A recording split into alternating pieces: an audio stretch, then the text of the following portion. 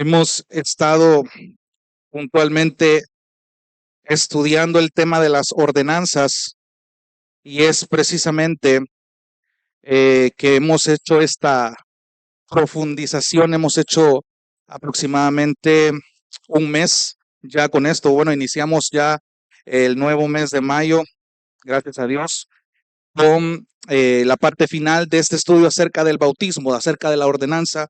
Hemos estado siendo intencionales en no querer ir rápido con esto, sino realmente estar totalmente expectantes de ir despacio en cuanto al tema del bautismo. Sabemos que es algo que puede ser muy teórico, muy demasiados conceptos teológicos. Lo dije desde el principio. El bautismo específicamente representa y simboliza esa obra interna, y esa obra interna decíamos que es la unión con Cristo. Cómo es esta doctrina, cómo se ha venido desarrollando y cómo es que tiene el impacto, y tantas, pero tantas referencias encontradas en las epístolas del Nuevo Testamento referente a esta unión con el Señor. Y precisamente estuvimos desglosando el texto de Romanos 6 para entender un poco más qué quiere decir que yo estoy unido a Cristo y que Él está en mí.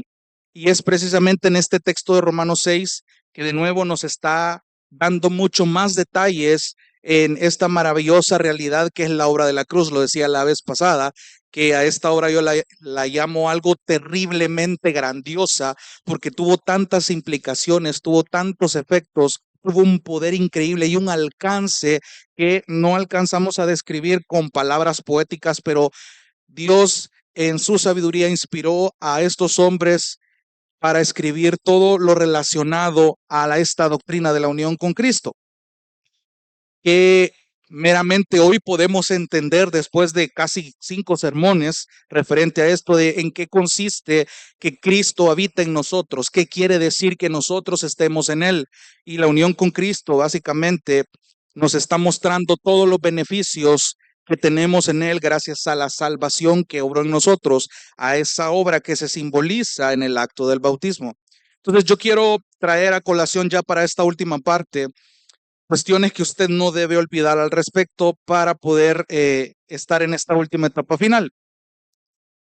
En el tema de las ordenanzas, hermanos, no quiero que olvide que estas nos están recordando no solamente lo bueno que es Dios, que es nuestro Señor, que hay una maravillosa gracia también, como la hemos cantado de por medio, y toda esta gracia, toda esta bondad, todo este amor que percibimos de parte del Señor en el tema de las ordenanzas está mostrado y manifestado en Cristo, en lo que Él hizo en la cruz. Eso lo entendemos muy bien. Pero no quiero que olvide eso, que esto nos recuerda que la muerte, la sepultura, la resurrección de Cristo es tan real para nosotros como lo fue en aquel contexto de aquella época. Precisamente por ello, porque esta realidad de muerte, sepultura, resurrección que se hace en el acto del bautismo es parte de una obra que hemos experimentado. Ahora bien, eh, es tanto el alcance que no se limitaba al acto del bautismo, lo decíamos bien, sino que tiene ese resultado en nuestras vidas prácticas, en nuestras vidas cotidianas. ¿En qué me afecta a mí saber que yo estoy unido a Cristo y que Cristo habita en mí, yo habito en Él, como el pámpano en la vid? Tiene básicamente todo que ver, hermano. Veíamos la vez pasada Efesios 1, si usted no se ha dado cuenta de todos los beneficios que tiene en Cristo, Efesios 1 le arma una lista de todo lo que usted tiene de beneficios en Cristo. Por tanto, las ordenanzas son un símbolo de su fe y la mía y de nuestra obediencia a Cristo.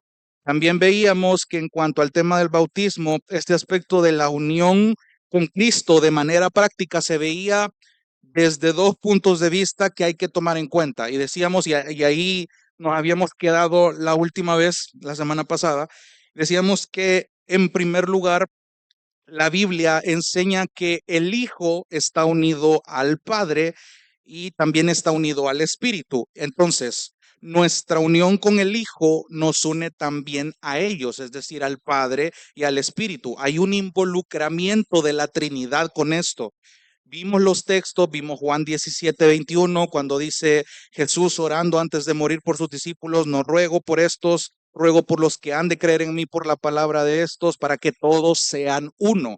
Fue parte de la oración de Cristo. Como tú, oh Padre, estás en mí y yo en ti, que también ellos estén en nosotros. Y es interesante el juego de palabras que Jesucristo ocupa en esta oración. Para que el mundo crea que tú me enviaste. Vimos también primera de Juan 4:15 que dice que todo aquel que confiesa que Jesús es el Hijo de Dios, Dios permanece, Dios habita en él y él en Dios. Vimos Romanos 8:9 que dice que no habitamos ya en la carne, sino que habitamos en el Espíritu. Porque una vez que Cristo asciende, el sello de garantía de que estamos unidos a Él es que el Espíritu Santo ahora habita en nosotros y ahora tenemos esta novedad de vida que vimos en Romanos.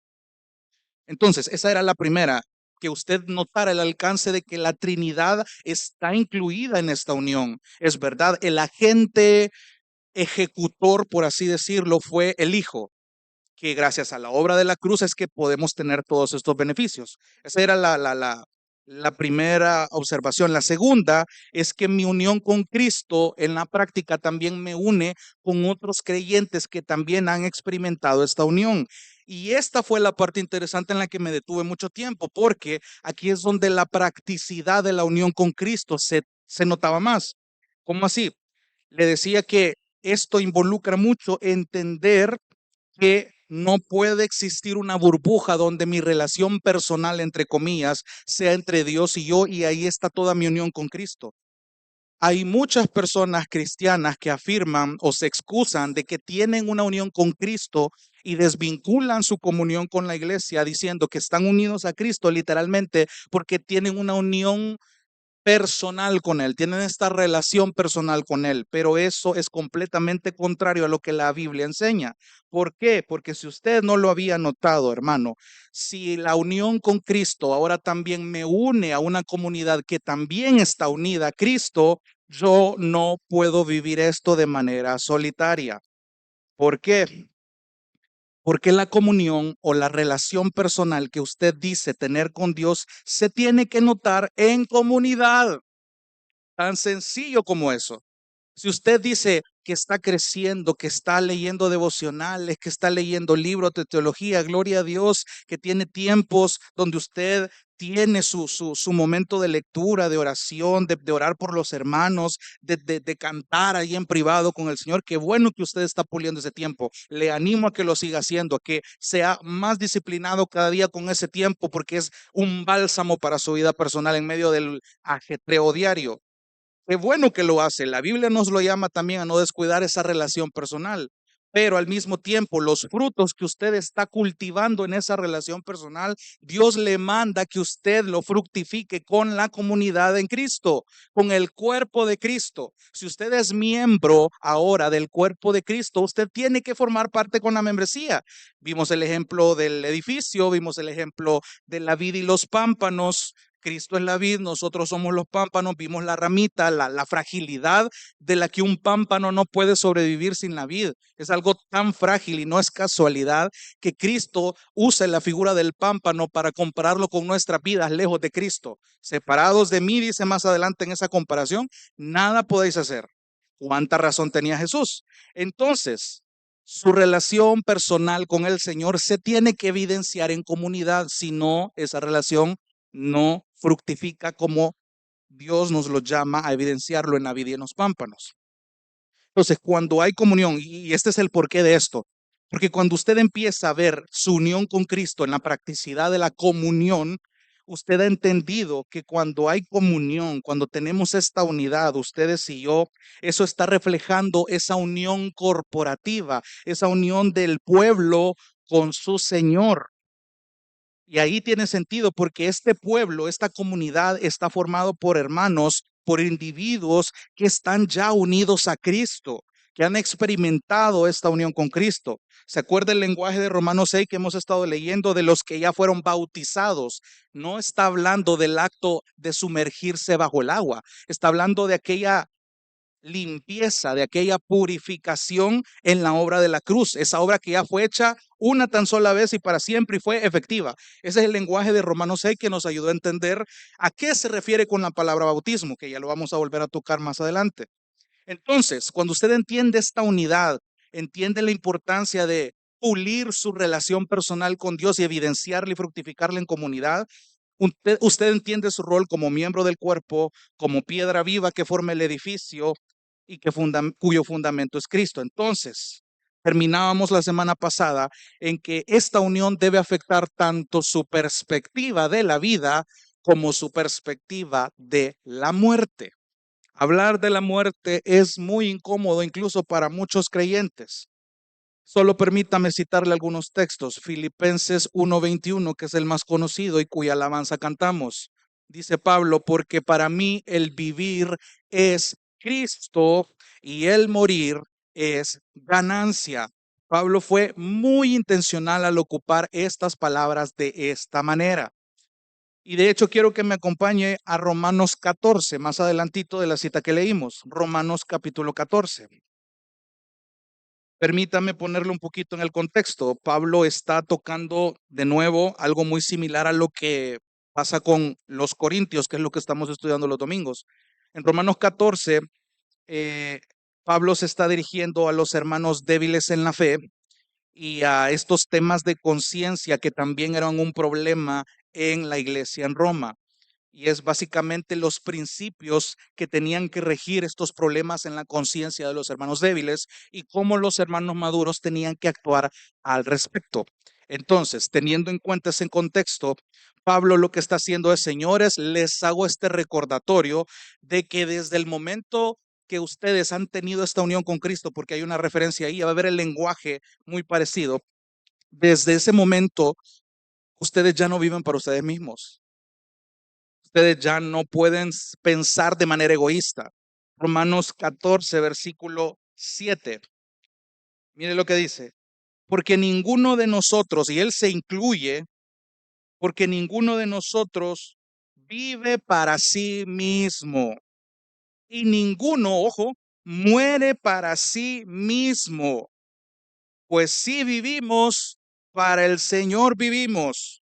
Y si morimos, para el Señor morimos. Por tanto, ya sea que vivamos o que muramos, del Señor somos. Porque para esto Cristo murió y resucitó. ¿Sabe para qué? Ahí lo dice el texto. Para ser Señor, para ser una autoridad sobre la vida del que Él va a salvar, para ser el amo, para ser el que esté sobre nosotros, para ser Señor tanto de los muertos como de los vivos. Pablo está haciendo esta aclaración diciéndole a los romanos maduros que tenían este conflicto al juzgar a los débiles por muchas cuestiones en la practicidad de esa iglesia. Señores, les recuerdo, ustedes ya fueron unidos a Cristo, ya experimentaron esta unión, entonces ya no viven para sí mismos. Consideren en eso, y el pastor Marcelo lo predicaba muy bien el domingo, estar dispuestos a ceder mi derecho a ser libre en Cristo en esta área.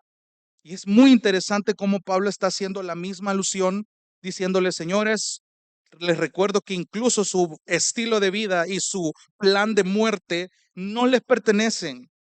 La gente piensa, bueno, cuando muero ahí acaba todo y ahí se acaba todo. O sea, es simplemente un chispazo o un flash de una foto y ahí, o sea, es algo tan ambiguo, tan indiferente, pero para un creyente, hermanos, la muerte representa un paso importante.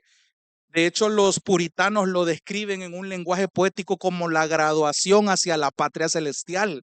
Y cuando yo lo vi de esa manera, me dio un poco de gracia porque hay muchos que lo retratan algo así como el creyente en el ataúd, su alma sale con una toga y un birrete y los ángeles lo están recibiendo. Entonces, de una manera tal vez un poco infantil o un poco muy creativa, pero eso es lo que debería de representar la muerte para nosotros. O sea, estamos en esta universidad llamada vida, donde hay notas altas, notas bajas, parciales que nos hacen estar al borde del colapso, pero en alguna manera el profesor que tenemos es el Espíritu Santo, quien nos está constantemente enseñando y tratando de ponerlo en práctica para que cuando lleguemos a ese último día de nuestra vida o que el Señor vuelva, estemos completamente dispuestos y listos a dar ese paso de decir que vamos a estar en la eternidad. Yo no sé cuándo fue la última vez que usted meditó sobre el día en el que usted se va a morir o en las circunstancias en las que usted puede morir en nuestra amada capital. Es bien fácil, y se los mencionaba la última vez. Es verdad, muchos aman tanto su vida que se olvidan de la muerte y es algo que también tenemos que considerar. No le estoy diciendo que planee su muerte de una manera trágica o de una manera llena de miedo y ansiedad. No, hermano, igual que Pablo, para mí el vivir es Cristo y el morir simplemente es una ganancia. Una ganancia, o sea, es un lenguaje comercial el que ocupa. Estoy recibiendo algo mucho mayor a lo que yo pude haber retribuido. Y en realidad el lenguaje es como yo no hice nada para merecer esta ganancia, cuanto más esta ganancia la voy a disfrutar. El morir es una ganancia. ¿Se imagina a los creyentes cantando que la muerte es una ganancia? Claro, cantamos Vivir es Cristo, pero imagínese qué impacto tuviera si alguna alabanza se escribiera y se dijera, la muerte es una ganancia para mí. Anhelo esa muerte que representa una ganancia. Créame que vivir realmente la vida bajo esa perspectiva, sin ser todo gótico, como le llaman algunos, pensando en la muerte, pero a la luz de lo que la palabra dice, cambia mucho. ¿Por qué? Porque yo entiendo que yo he sido unido a Cristo y que Cristo habita en mí. Cuando eso cobra sentido, empieza esta lucha diaria, todos los días en la vida. Y ahí es donde yo estoy poniendo en práctica lo que yo entiendo de la unión con Cristo. Y por eso fue tan importante que desglosamos tantos conceptos y profundizamos en Romanos 6. Entonces, teniendo todo esto en cuenta, es que afirmamos que lo que una persona cree con respecto al bautismo, hermanos, lo que usted piense respecto al bautismo y usted crea, eso le va a afectar de forma radical la forma en la que usted va hacia ese acto o usted piensa sobre ese acto y la forma en la que vive su cristianismo. El hecho de que usted entienda el tema del bautismo me está diciendo cómo usted entiende su vida cristiana, cómo está entendiendo su vida en esta batalla diaria, su vida como peregrino en este mundo. Entonces, por eso es que durante este caminar usted se va a enfrentar a muchas preguntas o a otras doctrinas que le quieren seducir tal vez a no darle la importancia que la Biblia le da al tema del bautismo o ignorar estas cosas para su vida espiritual. Decíamos en el primer tema del bautismo, bueno, ¿quién debe ser bautizado? ¿Cuándo tienen que ser bautizados? ¿Cómo tienen que ser bautizados? Y eso es parte de lo que queremos desglosar ya en esta última parte. Pero de nuevo, hay algo importante que quiero volver a recalcar y que quiero que usted lo anote. Hermanos, el bautismo no salva. El bautismo no salva. Se lo repito, no salva. ¿Sabe por qué? Porque usted tiene que recordar que la Biblia habla del bautismo en su contexto. El contexto es tan importante para que usted entienda y sepa interpretar los pasajes de la Biblia que usted lee. Lo vimos al principio de este estudio. Cuando vemos la palabra bautismo en la Biblia, hemos visto que habla de dos contextos. Puede hablar ya sea del acto de alguien sumergido en agua o puede referirse a la obra de limpieza. Ya vimos que bautismo también significa purificación, significa limpieza. ¿De qué? De los pecados. Entonces, la palabra bautismo en otros contextos puede hacer alusión a la limpieza y purificación de los pecados que fue hecha una sola vez. Y esto quiere decir que está apuntando a la obra de salvación. Váyase conmigo a Hechos capítulo 2. Este va a ser un pasaje clave para hoy. Hechos capítulo 2, versículo 38. Hechos capítulo 2, versículo 38, el famoso pasaje de el Pentecostés. Hechos capítulo 2, el Espíritu Santo es derramado tal como Jesús lo prometió. Dice que todos comienzan a hablar en lenguas, los extranjeros se extrañan, piensan que están ebrios. Entonces viene Pedro y predica su primer sermón. y empieza a hacer un recorrido por la historia de la Biblia. Y en el versículo 38, que es a lo que quiero que le preste atención, desde el 37, dice, son los efectos, dice el subtítulo aquí en la Biblia, del sermón de Pedro, después de que él hace su predicación. Versículo 37 dice que al oír esto, conmovidos profundamente, le dijeron a Pedro y a los demás apóstoles, hermanos, ¿y qué haremos? ¿Qué haremos?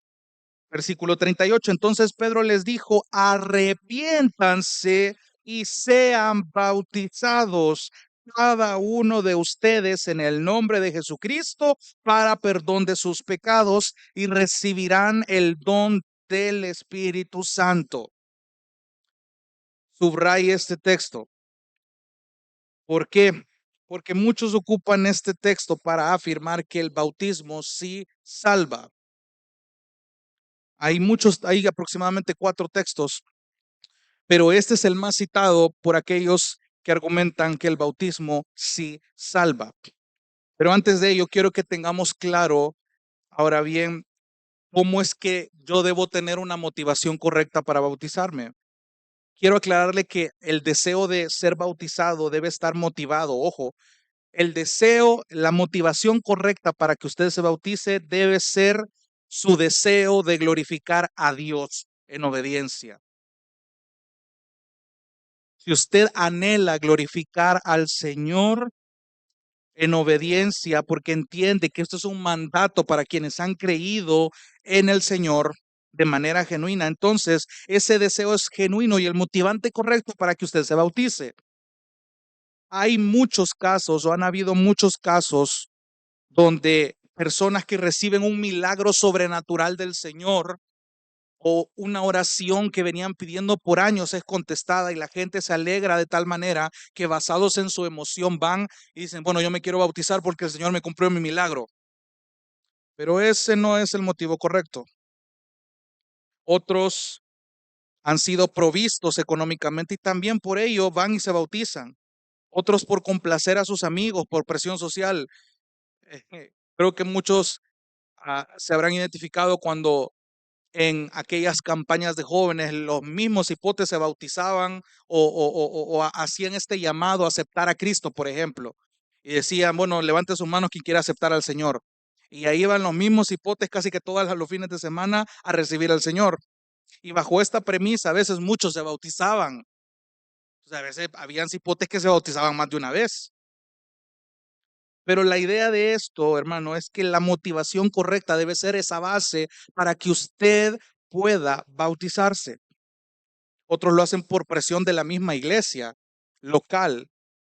No, ya tiene que bautizarse, hermano, ya tiene que bautizarse, ya tiene tantos años de aquí de la iglesia, pero el motivante correcto no debe ser impuesto en ese sentido, no debe ser obligado, sino que tiene que ser un anhelo genuino producido por el Espíritu Santo de querer obedecer, de querer glorificar al Señor.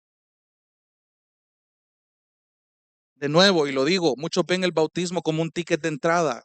Eso también es un motivante incorrecto. Entonces, la pregunta que viene acá es, ¿cómo entonces bautizamos? ¿Quién debe ser bautizado en esta cuestión? Y aquí es donde aparecen las dos famosas posturas, el credo bautismo y el paido bautismo. Son nombres muy extraños, pero los vamos a ir desglosando. Y aquí quiero de verdad detenerme porque esto es importante y el por qué nosotros hemos venido hablando tanto de la unión con Cristo y del Romanos 6 y de cómo usted lo practica. Por ejemplo, aquí en Gracia y Verdad, nosotros tenemos nuestra declaración de fe. Cuando nosotros estamos enseñando a los hermanos que se van a bautizar, apartamos este tiempo para poder enseñarles por meses, para poner en perspectiva las convicciones, todo lo que la iglesia enseña, todo lo que la Biblia enseña y cómo ellos han entendido estas doctrinas, cómo han percibido todas estas enseñanzas, toda la teología que ponen en práctica, qué doctrinas les chocaron en su momento, les siguen chocando hasta hoy. Por ejemplo, aquí en Gracia y Verdad nosotros practicamos el credo bautismo. También es llamado el bautismo del creyente o el bautismo del confesante. O sea, en palabras sencillas, hermanos, significa que solo bautizamos a aquellos que creen y que abiertamente confiesan a Jesucristo como Señor y Salvador. Solo bautizamos a aquellos que creen en Jesús, aquellos que lo confiesan. ¿Se acuerda de allá del primer estudio de la teología de la iglesia, cuando le dije en aquella definición, no es lo mismo manejar una confesión correcta que ser un confesor correcto? Eso es importante que usted no se le haya olvidado. ¿Por qué? Porque yo puedo ser puedo manejar o proclamar una confesión correcta, pero no ser un confesor correcto. Entonces, mi confesión tiene que ir acorde a mi modo de ser un confesor.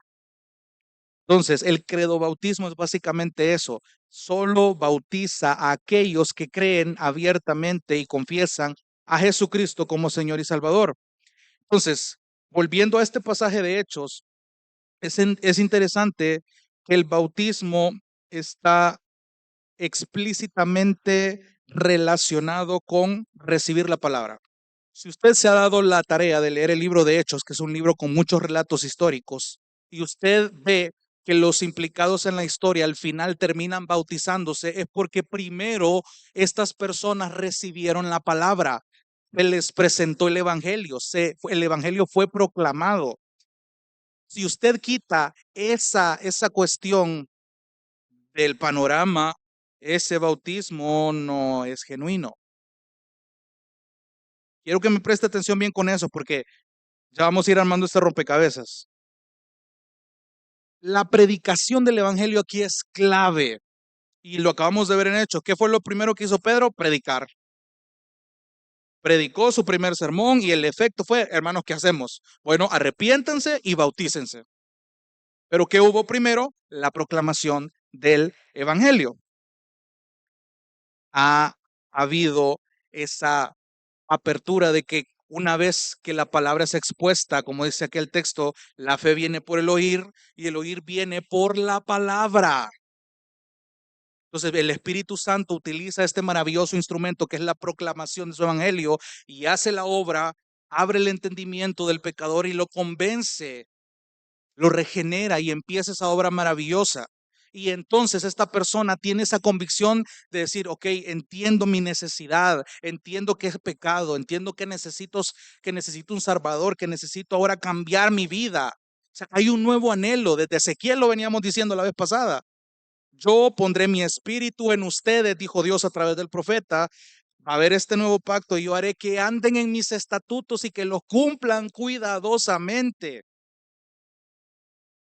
Y eso es impresionante ver la sabiduría de Dios y la manera en la que Él orquestó todas estas etapas de la historia. Entonces, si usted le presta atención a este escenario de la palabra predicada y después el acto del bautismo en el libro de Hechos, usted se va a dar cuenta de que no hay ninguna sugerencia de manera explícita en el que gente inconversa fuera bautizada sin antes haber sido regenerada o proclamándole la palabra primero.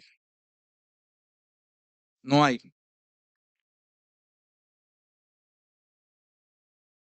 Anote estos textos. Hechos capítulo 2, versículo 41. Dice, entonces, ojo, entonces los que habían recibido su palabra fueron bautizados y se añadieron aquel día como 3,000 almas. ¿Qué pasó primero? La proclamación de la palabra y después el bautismo. Hechos capítulo 8, versículo 12. La historia de Felipe y el etíope. Dice que cuando creyeron a Felipe que anunciaba las buenas nuevas del reino de Dios y el nombre de Cristo Jesús, se bautizaban, tanto hombres como mujeres. Ese es Hechos 8:12. Gálatas 3:27 dice, porque todos los que fueron bautizados en Cristo, de Cristo se han revestido. Eso lo vimos, full el lenguaje ahí de la unión con Cristo. Usted lo puede entender muy perfecto ahí. Y el texto de Romanos 6 del 3 al 4. ¿No sabéis que todos los que hemos sido bautizados en Cristo Jesús, y eso fue lo que desglosamos la semana pasada, decir que ya fuimos bautizados, esto ya pasó? Aquí en Romanos 6, el bautismo otra vez no está hablando del acto de sumergirse en agua, está hablando de la obra purificadora de los pecados, de la salvación. Entonces, por tanto, dice, hemos sido sepultados en él por medio del bautismo para muerte, a fin de que como Cristo resucitó de entre los muertos por la gloria del Padre, así también nosotros andemos en novedad de vida. Ahora, ahora, usted tiene que entender en qué consiste el paidobautismo, que quiere decir el bautismo de niños. Porque de entrada, sabemos muy bien que la Iglesia Católica Romana sigue practicando esto hasta el día de hoy. Pero usted tiene que entender muy bien esta división por el hecho de que la Iglesia Católica Romana bautiza a sus bebés porque ellos creen que el bautismo quita el pecado original. Esa es la convicción que ellos tienen.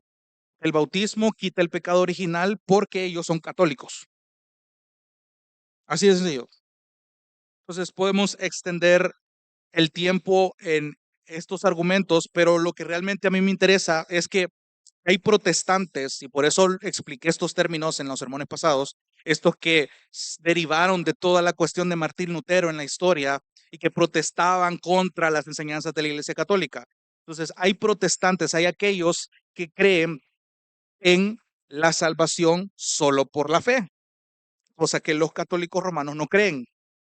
Ellos no creen en la salvación solo por la fe, pero aquí es donde yo quiero direccionarlos.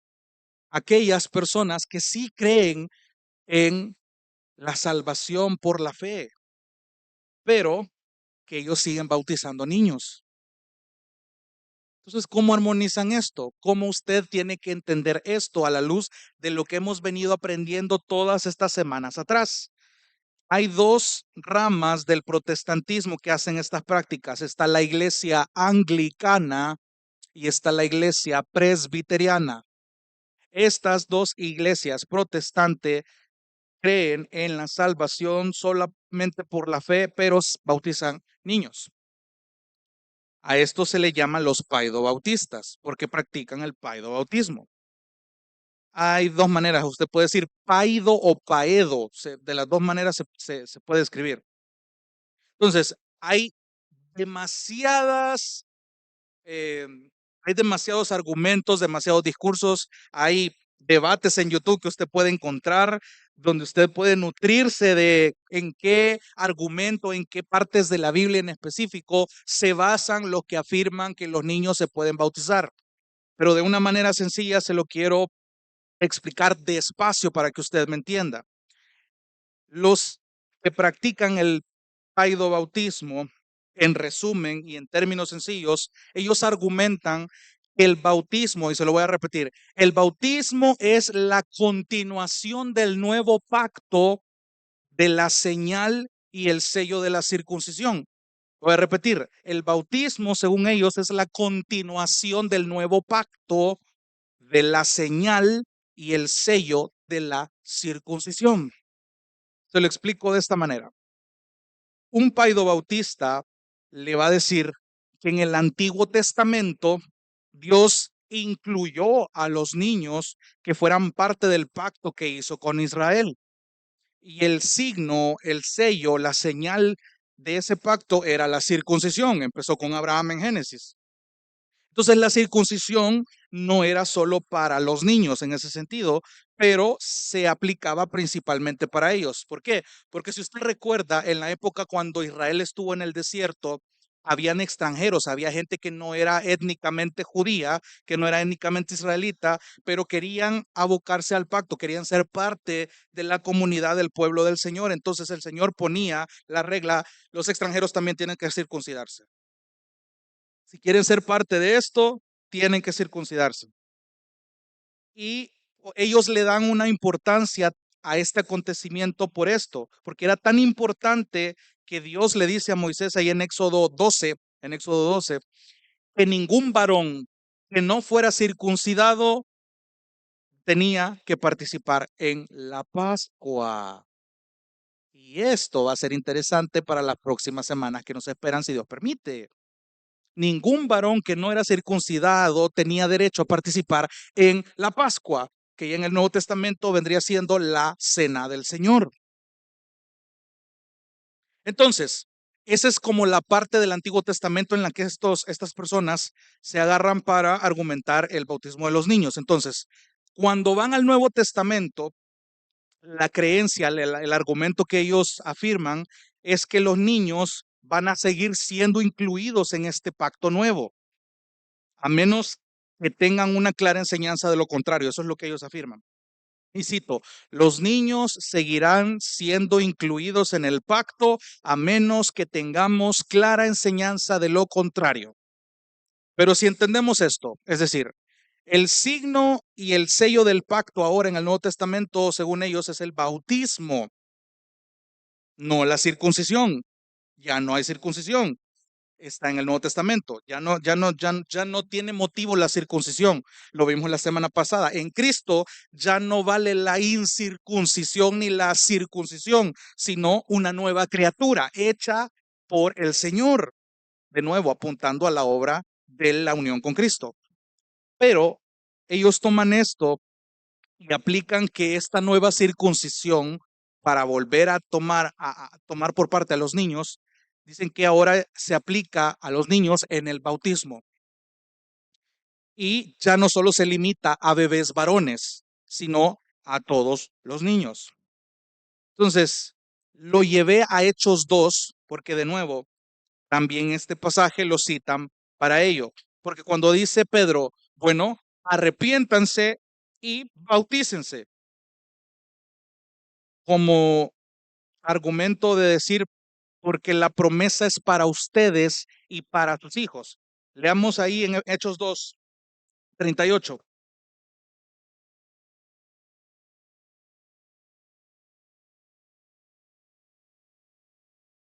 Hechos 2:38. Entonces, dice Pedro, les dijo, arrepiéntanse y sean bautizados cada uno de ustedes en el nombre de Jesucristo para perdón de sus pecados y recibirán el don del Espíritu Santo. Ojo con el versículo 39. Porque la promesa es para ustedes, y mire, y para sus hijos. Hermano, este argumento ya es muy convincente en ese sentido. Si alguien no ha entendido la implicación del bautismo y de la unión con Cristo y de lo que Romanos 6 dice, esto convence, esto es sumamente convincente. Porque la promesa es para ustedes y para sus hijos y para todos los que están lejos, para tantos como el Señor nuestro Dios llame. Entonces, en resumidas cuentas, eso es la postura del paidobautismo. Y este es su versículo más potente para esto. Entonces, una vez que usted entiende esto, ¿cómo tiene usted que responder? No le voy a decir que usted vaya a armarse un pleito y un debate, ni vaya a pelearse con la gente que afirma esto. No, sino que usted tiene que entender que, por ejemplo, me encanta mucho ver en YouTube, usted lo puede buscar ahí en internet, los debates que tenían John MacArthur y el pastor R.C. Sproul, que ya está difunto, y el pastor Steve Lawson. Yo creo que todos aquí hemos sido muy edificados con sus enseñanzas, sus predicaciones, sus libros, etcétera.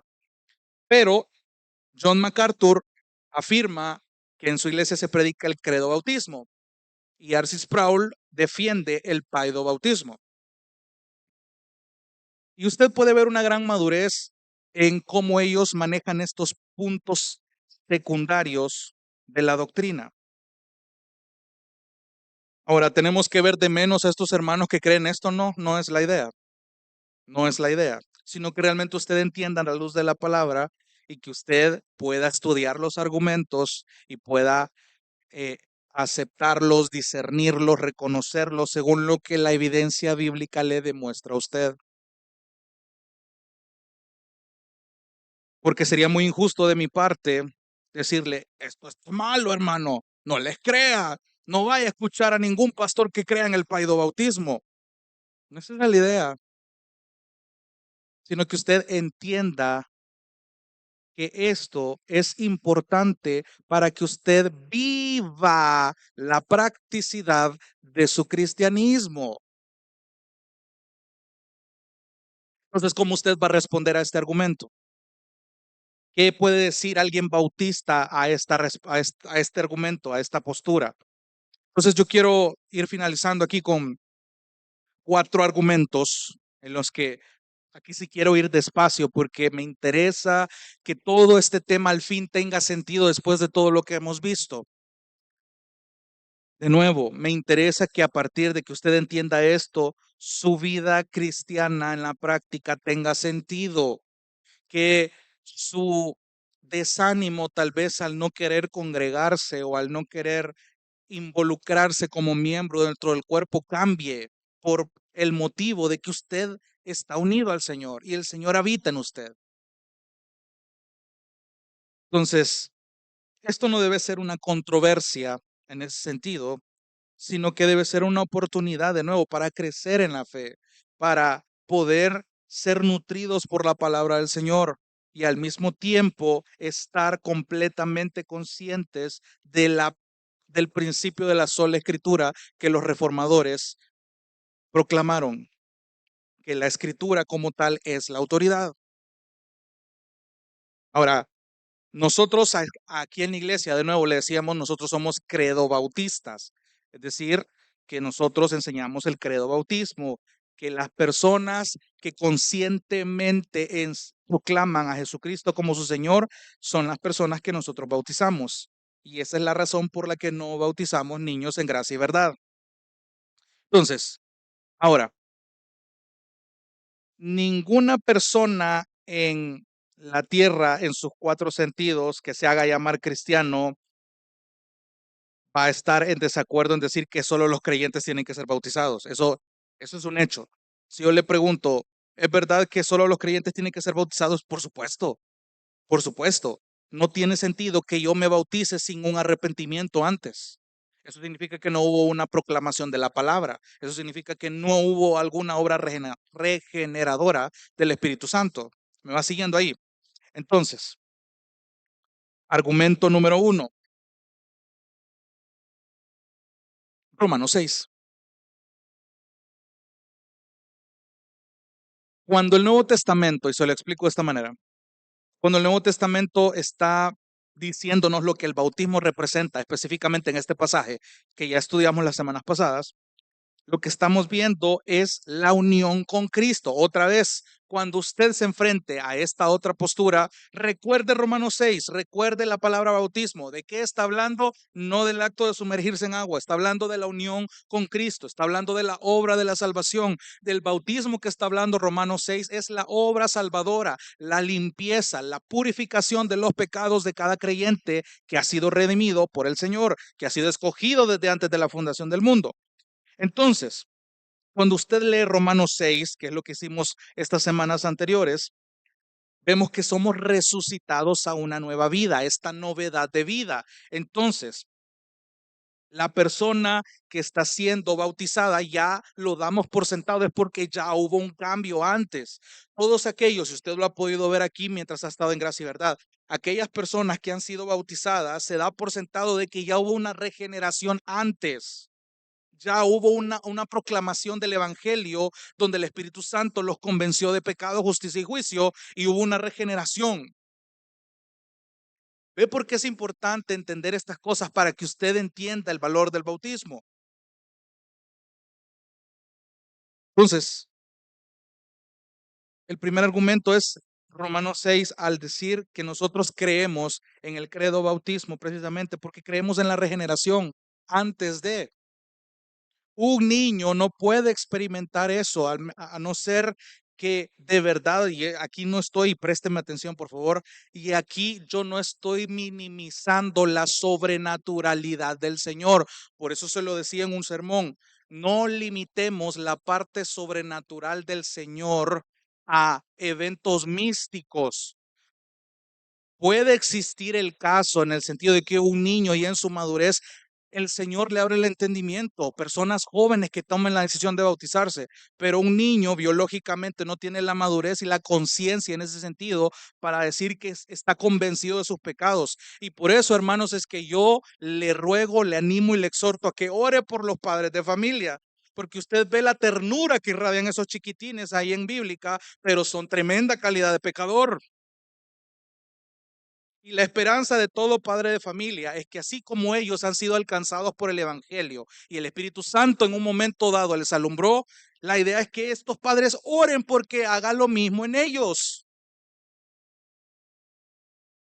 Que los niños tengan este conocimiento cuando llegan a una edad donde logren razonar y logren entender la palabra.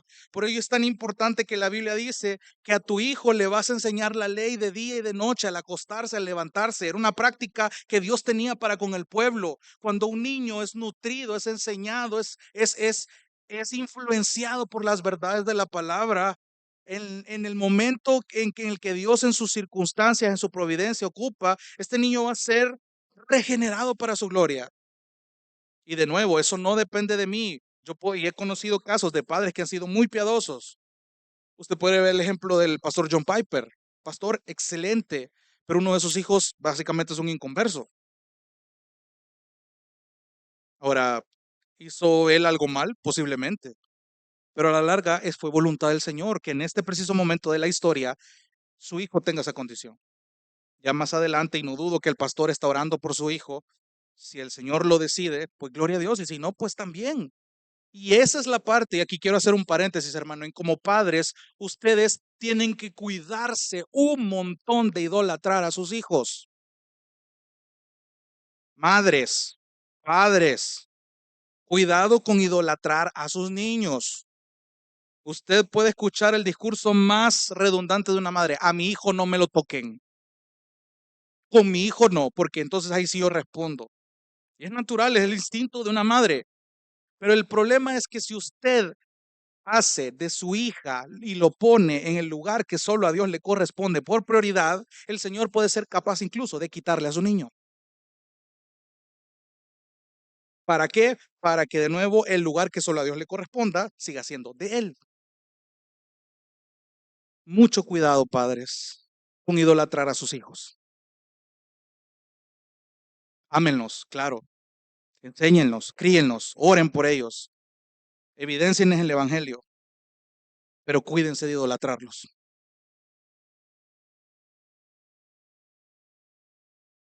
Entonces, de nuevo, el argumento número uno es que creemos porque una persona que ya ha sido regenerada va a bautizarse. Argumento número dos es que cuando el Nuevo Testamento habla del bautismo y la circuncisión en algunos pasajes y los pone como en paralelo, lo hace no con el viejo pacto de la circuncisión en la carne, sino que lo hace con la circuncisión del corazón. El segundo argumento consiste en el paralelismo de la circuncisión con el bautismo. ¿Cómo se lo explico de una manera más sencilla? En los contextos nos sirve recordar que en el Antiguo Testamento, a través de todo el Antiguo Testamento, Dios le está recordando periódicamente a su pueblo que lo que él le interesa realmente es la circuncisión, no de su carne, sino de su corazón. Ezequiel es la prueba, Jeremías también. Pero quiero que se vaya un momento a Colosenses 2. Este es un pasaje que nos ayuda a ver este ejemplo de la circuncisión contra el bautismo. Colosenses capítulo 2.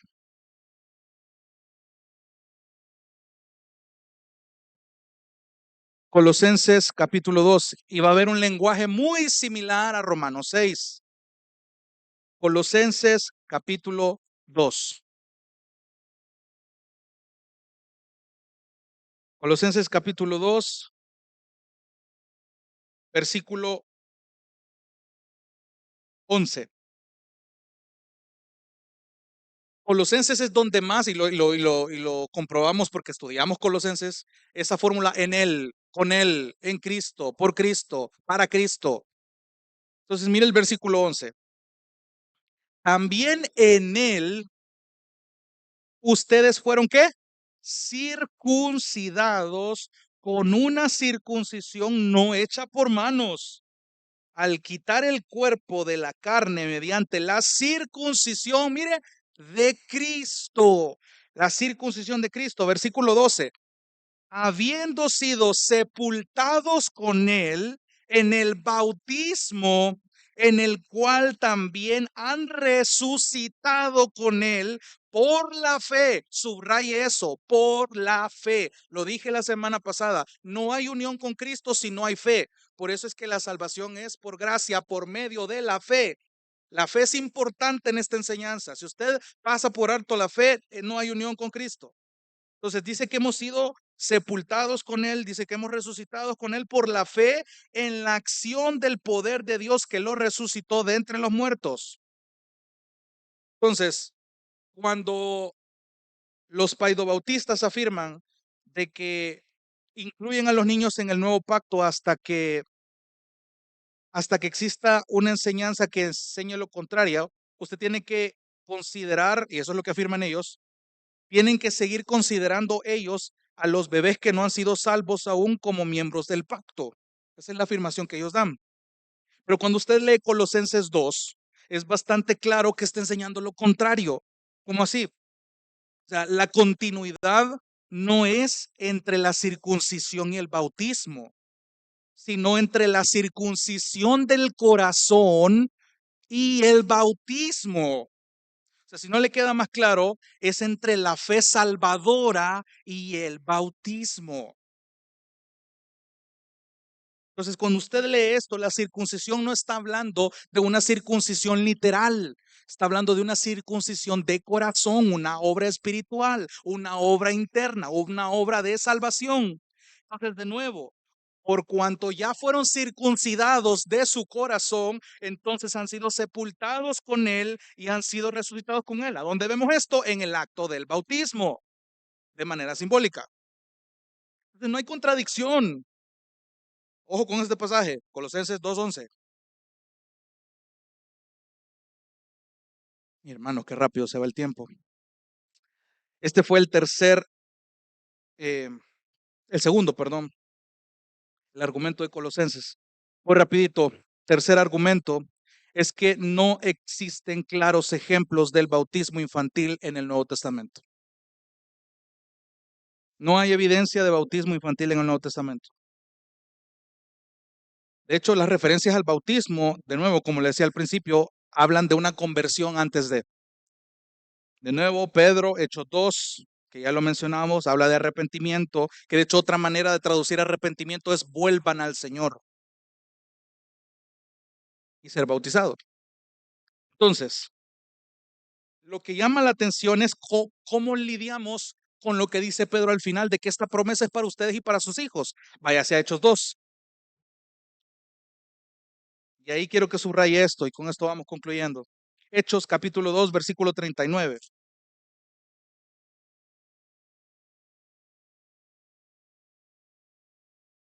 Hechos capítulo 2, versículo 39.